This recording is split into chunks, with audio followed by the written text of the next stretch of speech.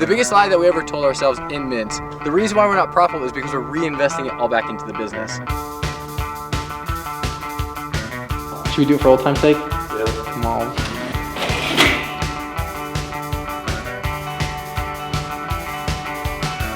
Stay scrappy, stay profitable. That's what matters.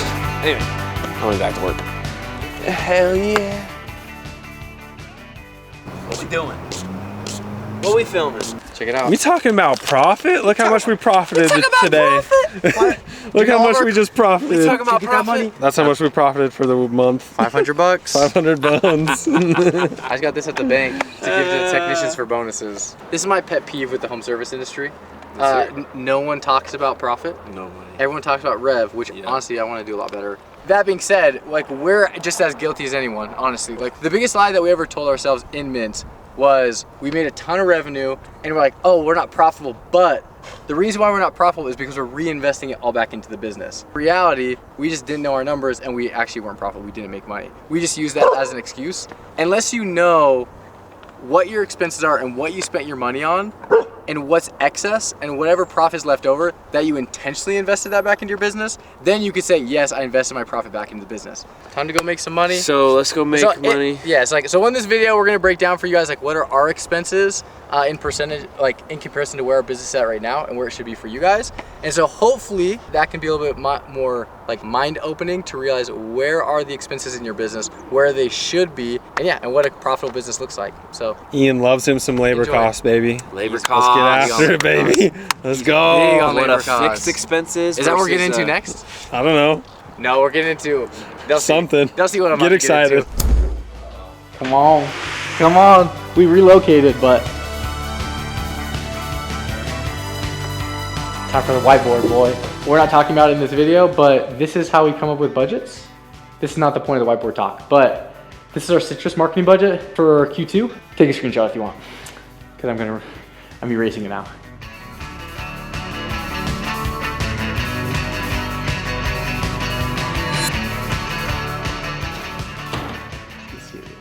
Profit First. This is how I manage the expenses of the business to make sure we're actually profitable. So there's this book called Profit First. I would recommend reading it. This is like my simplified version of that. What they explain in the book is a little bit more complicated. So this is what I do. Actually, you need to pay yourself money when you run a business. That's the point. This is why we're in business.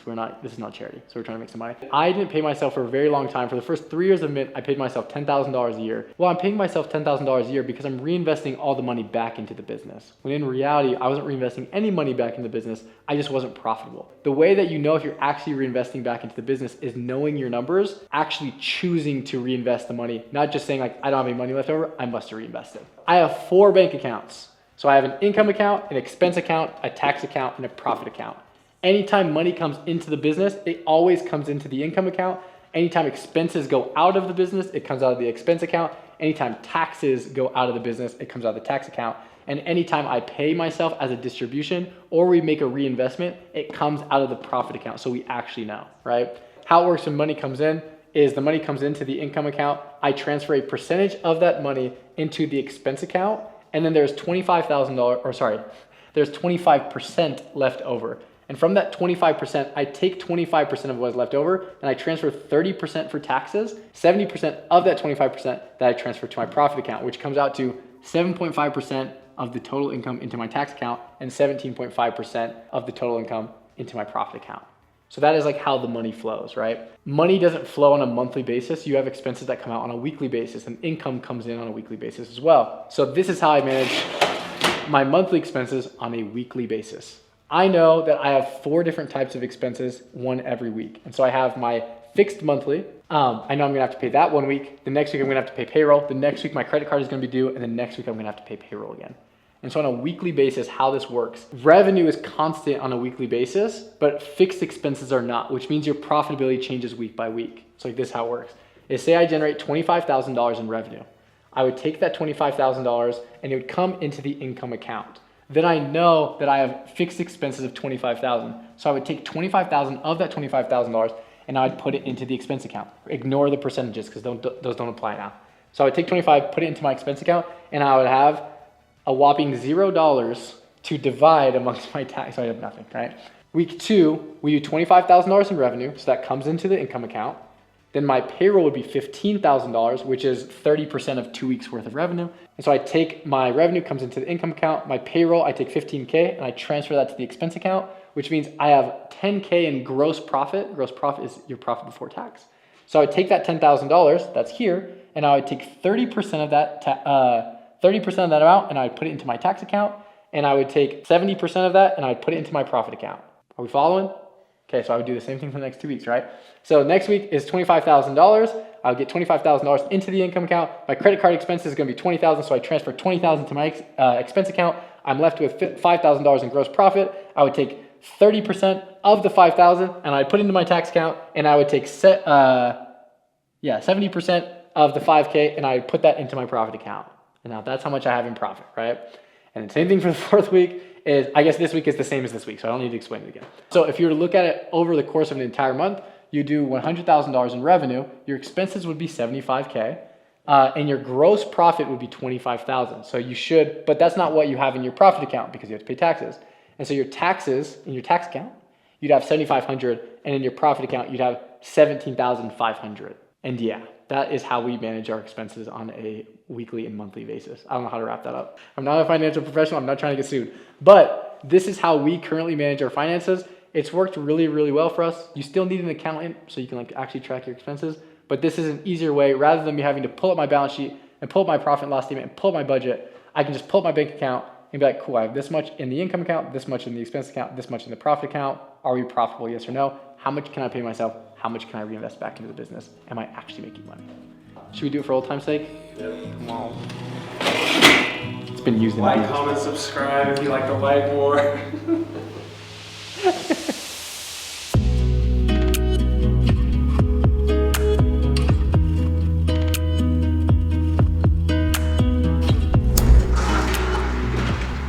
What you got? Do you see what it is? Dude, it's the where'd you get that? I found it in my house. Bro, that's the OG Minky. I thought we gave this away. I think we were supposed to. Ended up in my house. Can you reenact it? Dang, why is it so dirty? What are you talking about? What's on it? It's been in a... Dang, that's tough. We only made one of these. So what are we gonna do with it? I don't know, just thought it was cool. We're all gonna cuddle. Let's go on the couch. Come on, let's go to the couch. It's a nice day outside. What the? Look at that. Cool. 10 seconds. All right, we're out here in Highland. Beautiful day, blue skies. We're out here with JT, just helping him get going on this monster French paint house. Going along with the theme of this video, profitability, I just wanted to touch on labor cost. A couple years ago, whatever, when we had 15, 16 technicians, our labor cost, we didn't track it, which was the first mistake. But looking back on it, it was definitely upwards of like 45 to 50% was our labor cost, which was so bad. We were running 2-man crews. They were all getting paid hourly, and then they were only scheduled for like $1,000 a day. And it was taking them like 8 hours to finish that $1,000. So labor cost was just through the roof, was not efficient at all. I didn't really know how to best use my time. I was just constantly just putting out fires because of how big the team was and how inefficient it was also, that I didn't even really have any like KPIs to track. So what we've really narrowed down in the past couple of years is labor cost is like one of those things that's 100% in my control. Like a good labor cost before payroll taxes, anywhere between 22% and like 26%. Anything over 30% is bad after taxes. Anything below that is really good. The way I calculate labor costs, I mean, it's really simple. So I take everyone's pay, add it all up, and then divide that by how much revenue was done. And then that'll spit you out your labor cost percentage. So really simple, just simple math, but I keep track of it on a weekly basis. I come in every Monday morning and look at how much revenue we did, look at how much we're paying our technicians, seeing our labor costs, and be like, hey, was that good or not? Usually we're right there in the sweet spot. So ever since I've been able to track that, we've really been able to see like where we are also and who our most efficient technicians are. Also been finding things that I can do to help get the labor costs down. Obviously, we switched our guys from hourly to commission. That was a huge help with labor costs. But also with commission, the more revenue that a technician does, the lower the labor cost. It's interesting how that works. So the more revenue we do as a team, as a company, the lower our labor cost is gonna be. So if we're doing $30,000 a week, our labor cost is like 23% before taxes. And then after taxes, it's gonna put us at like 28, 29%, which is super solid. What I've been able to figure out and kind of learn how to do is be really good at like forecasting on what's coming up to see like how much revenue we have, what technicians are gonna be here, what technicians are gonna be off. So be really good at forecasting to fill in and make sure that we are at full capacity. Our capacity right now is 200 grand. Like the team that I have right now can do $200,000 months. Really optimizing the team, getting them really efficient, obviously, but forecasting to make sure that we're always at full capacity each day. So beautiful. Okay. So a couple things that move the needle with labor cost. Number one, we think was the biggest change was our training program. So our training program, 4-week training program for the technicians. It took us like 2 months to build, me and Brenton, and to film and to like, it's pretty dang solid. That has been a huge help for not only new technicians, but also technicians that are still here, and if they need a refresher on something, like it's in there. All the knowledge of how to clean windows isn't here, it's out there in our training manual, so all the guys have access to it. Another thing is our truck bed organization, cab organization. When the technician parks on the job to starting to clean the windows, like it's super quick. There's no setup time, nothing. Route efficiency is also huge. Obviously, the less drive time that we have between job to job, the more efficient technician is going to be, because that's less time, more time on the houses rather than more time in the car driving. And then obviously one-man crews, super efficient there. They know exactly what is being done on the house, what has been done, what hasn't been done. There's no mix-up, no miscommunication. And you know what's really cool about all this stuff I've been talking about? It's in the Mint movement. So you guys get full access to all this stuff that we've already figured out, and you guys just have to implement it. So anyways, I'm going back to work. Hell yeah.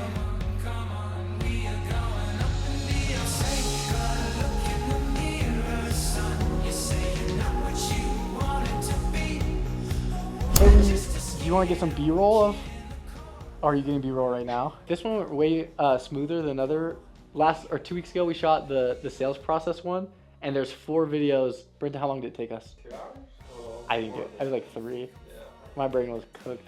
We're basically revamping our whole classroom in the Mint movement. Yeah, this is the stack plans training, and this is basically everything that I've learned over the past 6 years about sales that I don't even think anyone on our team knows. Everyone can know what I know, and so if I die, Mint's not gonna die.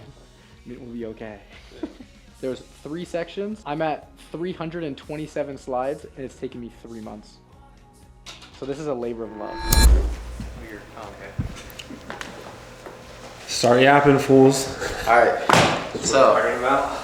I don't know. So another department of the business that's extremely important is the office. And so we're going to tie in how does the office work into profitability. So generally you want all of your office expenses to be less than 10%. Like one of the things that we were trying to figure out when we were growing Mint was, when do we hire an office person? And you should hire an office person once you get to about $50,000 in revenue, because that office person is going to cost you like $5K a month, which is 10% of 5 or $50K a month. The role of the office person is when you first bring someone into the office, obviously you want to keep sales as much as possible, since that's the highest leverage opportunity in the business. But then what you can do is you bring someone on, and then they can take over like admin work, payroll, customer service, all that stuff that's like, it's important, and it takes up a lot of your time. Because obviously, as a business owner, you want to get off the truck as fast as possible, like out of the field, working on the business. But then all of a sudden, like now it's customer service and admin work. Now that's taking up your time. So that's the phones. Yep. The biggest mistake that I made in Mint,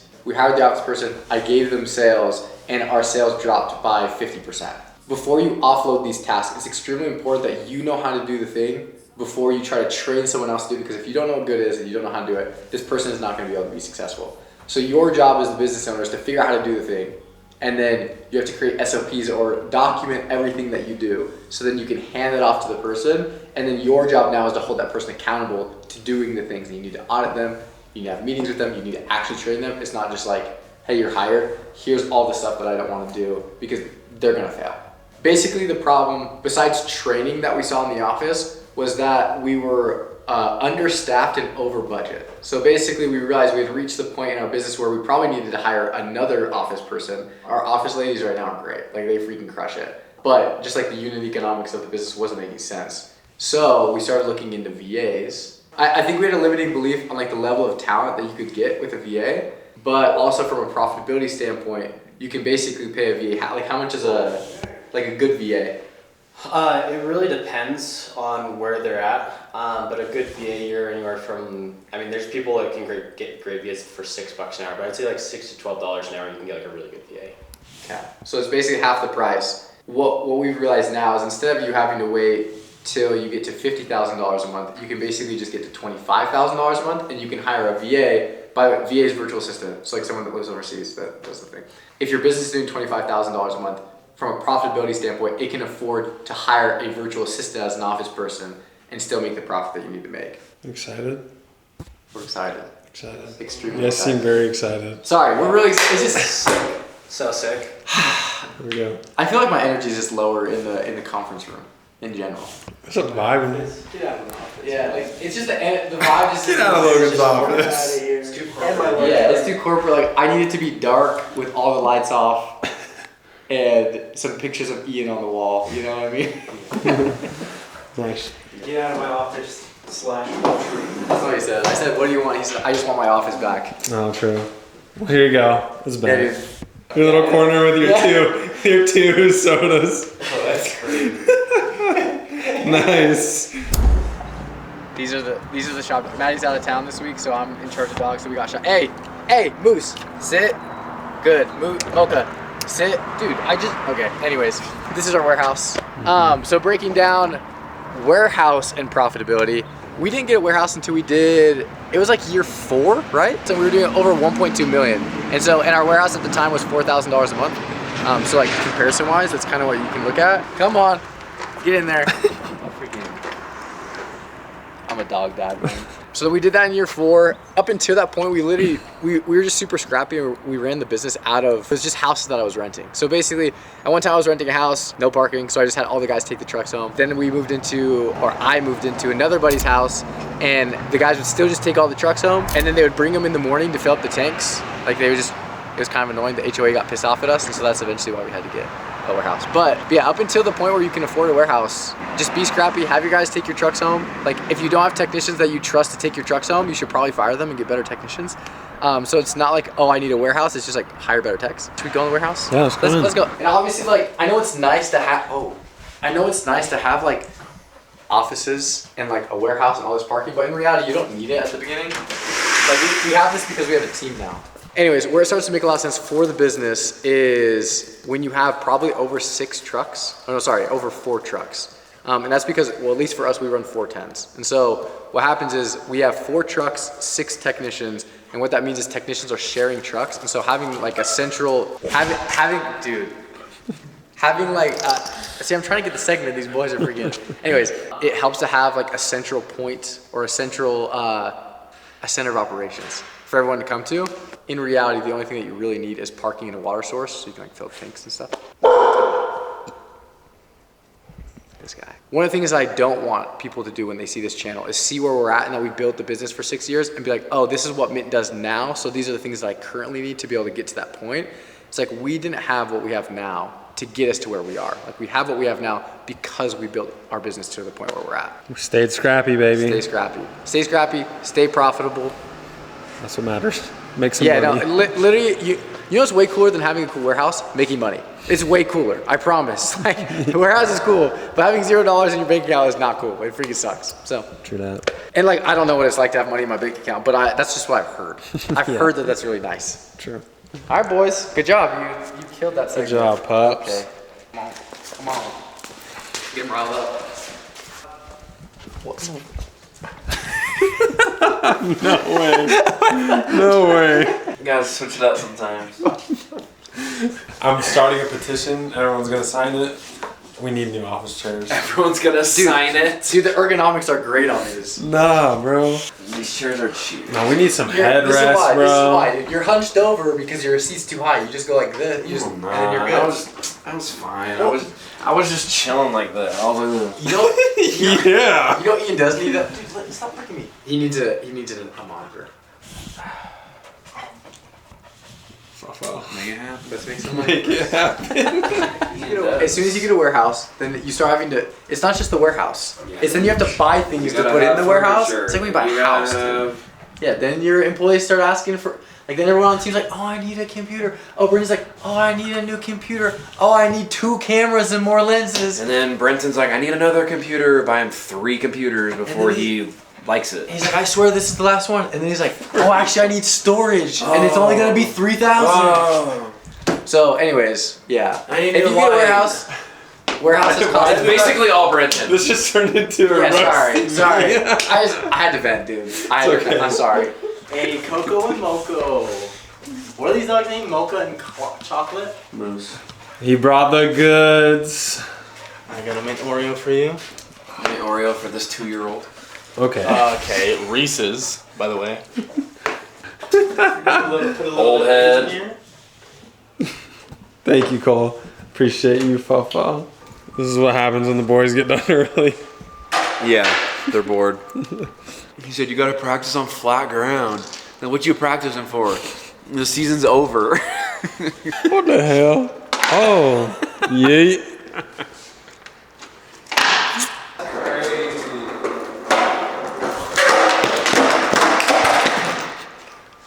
Good job.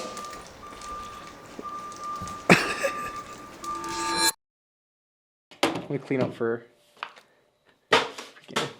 I'm a mess. One of the biggest things that we never understood was what does a profitable window cleaning company look like? And if we want to be profitable, what should our expenses look like? If the numbers don't add up, you won't be profitable. It just doesn't add up. It doesn't math. I think our business changed from a profitability standpoint as soon as we understood what were the percentages that each one of our expenses should be at. I'm not an accountant. I'm not a financial advisor, so this is not financial advice. This is just what we've done. And also talking to like over 100 window cleaning companies. This is what I think that your expenses should look like. So if you, come on dude, zoom in. From a percentage standpoint, your admin expenses, you usually want it to be less than 10% of the total income. This includes like rent, utilities, office staff, all that, insurance, softwares, all those goodies, right? Marketing should be less than 25% of new revenue. So for example, if you do $20,000 a month and you have $10,000 a month in plans, and then you sell $10,000 a month, your marketing spend should only be 25% of the $10,000 that you sold. Your overall goal of the business is eventually to get it to the point where it's only 10% of the total. So for example, like at Mint, our marketing spend is like what? What is our marketing spend? Like $12,000 a month on average? During season, we should be doing like $150,000 a month, which means that our overall marketing spend is less than 10% of our total income. But the way that I calculate it, less than 25% of new revenue. Your payroll, so like this is, when I say payroll, I mean like your labor payroll. So this doesn't include your office. Your labor payroll for techs should be less than 30%, and that's including the payroll taxes. So it's like, it actually needs to be close to like 23% before tax. Team and culture, uniforms, company activities, drinks, food for the guys. Trucks and equipment should be less than 8% of your revenue. For us, we usually shoot for like, for a brand new truck with like the payment, the insurance, the maintenance, the gas, everything, it's usually around like less than $1,250 a month per truck, with everything included. Other uncategorized expenses in business, random expenses do come up sadly, and so we have a section and we basically budget for it. So yeah, that should be less than 2%. Cool thing with this is if you were to like figure out your budgets, right? So you're at those percentages, your profitability increases as you grow your business. So for example, so say I had 2 techs and 2 trucks, right? We had $20,000 a month in recurring revenue, so from plans, and $20,000 a month from new. You should theoretically be able to run a 35.75% profit margin. Pretty good. But check this out. Imagine if you didn't have any plans. This is the power plans.